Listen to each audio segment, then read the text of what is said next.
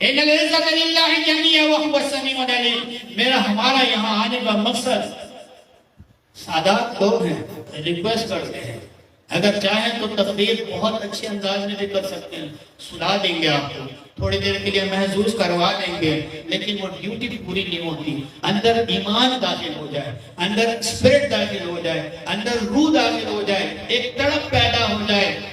نور نحن به من نشاء من عبادنا، نور چاہتا ہے کہ اپنے لوگوں میں روح کو پیدا کرے۔